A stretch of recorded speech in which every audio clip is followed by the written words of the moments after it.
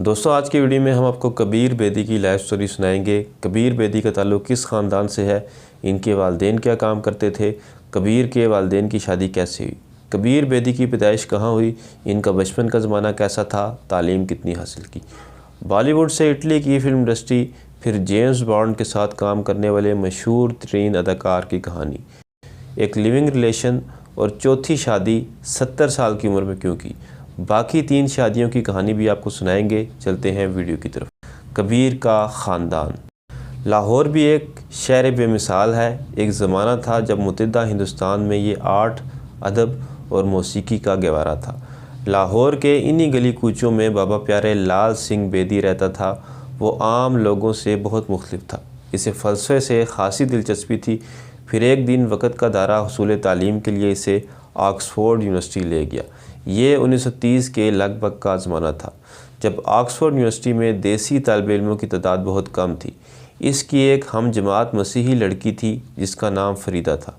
फ़रीदा जल्द ही बेदी की तिलिस्माती शख्सियत के सहर में गिरफ़्तार होगी और फिर दोनों ने एक दूसरे से शादी करने का फ़ैसला कर लिया।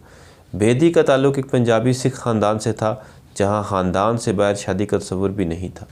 लेकिन बेदी और फ़रीदा के इरादे के सामने सब मुश्किलें आसान हो गई। उसे याद है जब ऑक्सफोर्ड यूनिवर्सिटी में गांधी आए थे तो वो इनके इस्तकबाल के लिए पेश था।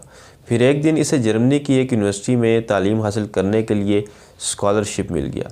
तालीम मुकम्मल करने के बाद बेदी और फ़रीदा लाहौर वापस आ गए और लाहौर के इलाके मॉडल टाउन में रहने लगे।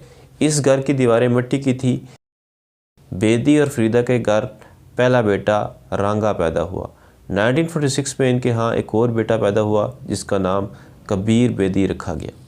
कबीर की इब्तदाई ज़िंदगी।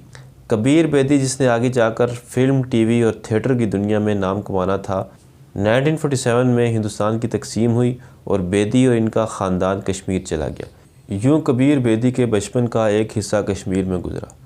फिर बाबा बेदी का ख़ानदान कश्मीर से हिंदुस्तान मुंतकिल हो गया। कबीर बेदी को आंटी गोबा स्कूल में दाखिल कराया गया। यहीं पर इसकी दोस्ती इंदिरा गांधी के बेटों राजीव गांधी और संजय गांधी से हुई। कुछ अर्सा वो डीपीएस स्कूल में पढ़ता रहा, फिर नैनीताल के मारूफ तालीमी इदारे शुरवुड कॉलेज और आखिर में एसटी स्टीफन कॉलेज में तालीम हासिल की। ये उस वक़्त के मुमताज़ तालीमी इदारे थे। कुछ अरसे के लिए वो रविंद्र नाथ टैगोर के तालीमी इदारे में भी पढ़ता रहा। फ़िल्मी दुनिया में एंट्री। कबीर बेदी ने अमली ज़िंदगी पर कदम रखा तो रेडियो का इंतखाब किया। उस ज़माने की एक याद सारी ज़िंदगी इसके साथ रही। उसने अपने ज़माने के मारूफ अमरीकी गुलकारों के ग्रुप द बीटलेस का इंटरव्यू किया था। ये कबीर बेदी के लिए बड़ा एजाज़ था क्योंकि द बीटलेस तक रसाई आसान ना थी। रेडियो से इंटरव्यू नशर होने के एक हफ़्ते बाद जब कबीर इंटरव्यू की टेप लेने पहुंचा तो इसे बताया गया कि इस टेप पर कोई दूसरा प्रोग्राम रिकॉर्ड कर दिया गया है। इस वाक़ये ने कबीर को रेडियो की दुनिया से बेजार कर दिया और वो फिल्मों में किस्मत आजमाई के लिए दिल्ली छोड़कर बम्बई मुंतकिल हो गया, जहाँ इसने एडवर्टाइजिंग के शोबे में डॉक्यूमेंट्री फिल्में बनाना शुरू की। फिर एक दिन इसे फ़िल्म हलचल में बतौर अदाकार काम करने की पेशकश की गई। यहाँ से इसके फ़िल्मी सफ़र का आगाज़ हुआ। इसके बाद कई और फिल्मों सच्चा, अनोखा दान, राखी और हथकड़ी, सज़ा, कच्चे धागे, दो रास्ते, मेरा गांव, मंजिलें और भी हैं में काम करने का मौका मिला। लेकिन अभी इसकी ज़िंदगी में एक अहम मोड़ आना था। इटली की फ़िल्मों में काम कैसे मिला। ये 1974 की बात है। उस साल इटली की फ़िल्मी दुनिया के कुछ लोग हिंदुस्तान आए हुए थे। वो टीवी सीरीज़ संदोकन के लिए एक ऐसे किरदार की तलाश में थे जो इस किरदार से इंसाफ कर सके। संदोकन एक ऐसे एशियाई हीरो का किरदार था जो अंग्रेज़ों के ख़िलाफ़ आज़ादी की जंग लड़ता है। कबीर बेदी एक खूबसूरत, वजी, दराज का नौजवान था। यूँ कबीर बेदी की शक्ल में इन्हें संदोकन की एक झलक नज़र आई। ऑडिशन के लिए इसे इटली जाना पड़ा। ऑडिशन में कामयाबी के बाद इसे संदोकन का किरदार मिल गया जिसने इसे शोहरत की बुलंदियों पर पहुंचा दिया और वो इटली के शहरियों का मकबूल अदाकार बन गया। जेम्स बॉन्ड के साथ काम किया। 1975 में इसे विजय तेंदुलकर के ड्रामे वल्चर्स में काम करने का मौका मिला। वो जेम्स बॉन्ड फिल्मों की मकबूलियत का ज़माना था। ये जासूसी और थ्रिलर फिल्में थीं जिनमें जेम्स बॉन्ड का किरदार बहुत मकबूल था। इसके बाद कबीर बेदी को 1978 में द थीफ ऑफ बगदाद में काम करने का मौका मिला। 1979 में अशांति फिल्म में इसने मारूफ अदाकारों माइकल केन और उमर शरीफ के साथ काम किया। 1983 में कबीर बेदी को जेम्स बॉन्ड की फिल्म ऑक्टोपसी में काम करने की पेशकश हुई। ये कबीर की फिल्मी ज़िंदगी का एक और अहम मोड़ था। इस फिल्म में कबीर बेदी को मारूफ हॉलीवुड अदाकार रॉगर मूरे के साथ अदाकारी का मौका मिला। उधर लंदन में इसे द फार पवेलियंस में काम करने का मौका मिला। बॉलीवुड इंडस्ट्री में एंट्री। हॉलीवुड, इटली और इंग्लैंड में धूम मचाने के बाद कबीर बेदी को बॉलीवुड में एक फ़िल्म में काम करने की पेशकश हुई।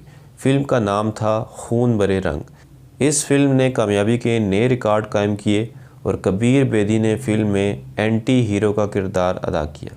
कबीर बेदी ने 30 से ज़ायद हिंदी फिल्मों में काम किया। अज़दवाजी ज़िंदगी। कबीर बेदी के पास दौलत, शोहरत और लोगों की बेपनाह मोहब्बत थी, लेकिन इसकी अज़दवाजी ज़िंदगी में बहुत से उतार चढ़ाव आए। इसने अपनी खुदनोश्त stories I must tell the emotional life of an actor में अपनी 4 शादियों का अहवाल लिखा है। इसने परवीन बाबी के हमरा भी ज़िंदगी का कुछ हिस्सा गुजारा, लेकिन इनकी शादी ना हो सकी। कबीर बेदी ने एक इंटरव्यू में कहा था, एक तरह से हम अपने ज़माने के बागी बन गए। प्रोतिमा और मैं शादी से पहले एक साथ रह रहे थे। ये मेरा पहला रिश्ता था। ये उस वक़्त एक बड़ा स्कैंडल बन गया था, क्योंकि हमारे साथ रहने के बारे में मज़ामीन शाया होने लगे थे। ये बात हिंदी सिनेमा के अदाकार कबीर बेदी ने कही, जिन्होंने 4 बार शादी की, लेकिन इनके ख़्याल में इनके सभी रिश्ते अच्छे रहे। 70 साल की उम्र में उन्होंने परवीन दोसांझ से शादी की, जो इनसे 29 साल छोटी थी, और ये इनकी चौथी शादी थी। इनकी पहली बीवी प्रोतिमा गोरी ओडिशा डांसर थी। प्रोतिमा के बाद उन्होंने बरतानवी नजाद फैशन डिज़ाइनर सोजीन हमफ्रीज से शादी की। फिर उन्होंने टीवी और रेडियो प्रेजेंटर निकी रीड से शादी की। इसके बाद परवीन दोसांझ इनकी ज़िंदगी में आई। अपनी 4 शादियों के बारे में BBC हिंदी से बात करते हुए कबीर बेदी कहते हैं कि सच कहूँ तो मेरा कोई भी रिश्ता नाइट स्टैंड नहीं था। मेरी पहली शादी 7 साल तक चली, मेरी दूसरी शादी 7 से 8 साल तक चली, मेरी तीसरी शादी 15 साल तक चली। परवीन और मैं 19 साल से इकट्ठे हैं। वो कहते हैं मेरे तल्लुकात अच्छे देर पर रहे, और सबसे काबिल फ़ख्र बात यह है कि मेरी अब भी अपनी तमाम साबका बीवियों के साथ दोस्ती है। और उन्होंने बताया कि एक मरतबा इनकी तीनों साबका बीवियों ने एक साथ क्रिसमस भी मनाई। उनका कहना था, मेरे तल्लुकात में कामयाबी बड़ी ना सही, लेकिन एक छोटी कामयाबी ज़रूर है। तो दोस्तों, ये थी मेरी आज की वीडियो। मिलते हैं अगली वीडियो में, तब तक अल्लाह हाफ़िज़।